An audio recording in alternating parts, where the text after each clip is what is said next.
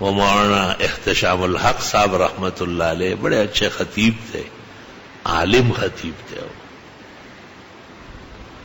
انہوں نے ایک دن وعظ میں سنایا کہ میرے پاس ایک شخص آیا اور اس نے کہا میں نمازیں تو پوری پڑھتا ہوں اور جمعہ بھی آپ کے پیچھے پڑھتا ہوں، لیکن میرے ذمہ اپنے کارخانے اور فیکٹری کا بہت مالی حساب ہے، میں اس میں بہت فکر مند ہوں، اور اوپر سے رمضان شریف کا مہینہ آ رہا ہے، تو آپ میرے لیے کوئی سہولت کا فتویٰ کہ میں اس رمضان میں روزے نہ رکھوں، کیونکہ میں اپنے کارخانے اور فیکٹری کا حساب کتاب کروں گا.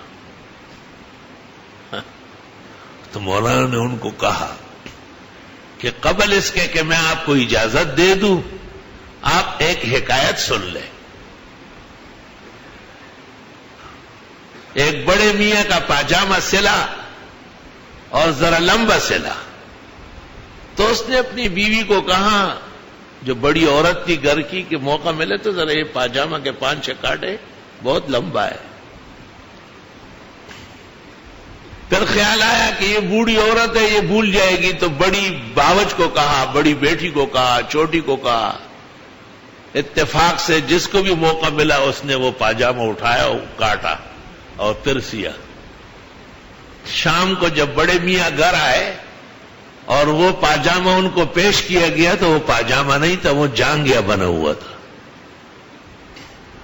مولانا نے کہا کہ اگر میں نے آپ کو تعلق اور دوستی کی وجہ سے روزہ نہ رکھنے کی اجازت دی تو ایک حضرت مولانا یوسف بن نوری کسی کو زکوٰۃ معاف کرائے، مولانا مفتی محمد شفیع صاحب یہ سب زندہ تھے اس وقت، وہ کسی کو حج معاف کرے تو اسلام کا جانگیا ہو جائے گا، اسلام نہیں رہے گا. اس میں سب لوگ پابند رہیں گے احکام کے، مسائل کے، حلال و حرام کے. والحمدللہ علی ھذا. وہ ایک عالم دین میرے پاس آیا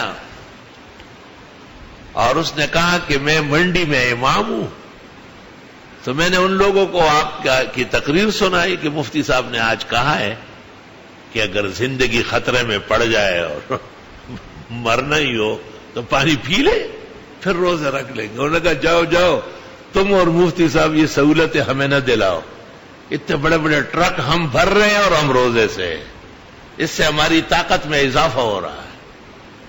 وہ غریب اتنے پیار سے گیا تھا، اس کو بگا دیا. تو میں نے کہا اصل میں روزے کا روب، ہیبت، جلال، روزے کی حقیقت اور روزے کی جو شرافت ہے وہ اللہ نے ان پر واضح کیا ہے، وہ اپنے جان سے بے نیاز ہو چکے ہیں. میرے بزرگوں اور بھائیوں، اللہ تعالیٰ کہتے ہیں کہ یہ مہینہ جس میں تمہارے لیے ہم نے منشور زندگی اور لائے ہے عمل قرآن شریف بھیجا ہے، جب اس مہینے میں تم موجود ہو تو روزے رکھا کرو. اللہ اشارہ کر دیا کہ ایسا وقت آ جائے گا، مہینہ ہوگا تم نہیں ہوں گے، پھر قبر میں کوئی روزہ نہیں رکھتا ہے. اور اشارہ دے دیا کہ آج رکھ سکتے ہو، شاید کل بستر پہ پڑے ہو اور روزہ رکھنے کے قابل ہی نہ رہو. اس لیے اللہ نے کہا جو تم میں موجود ہو اور روزہ رکھنے کا قابل ہو تو وہ روزے رکھے. اب روزہ رکھنے کا قابل اور ناقابل یہ ایک مشکل مسئلہ تھا،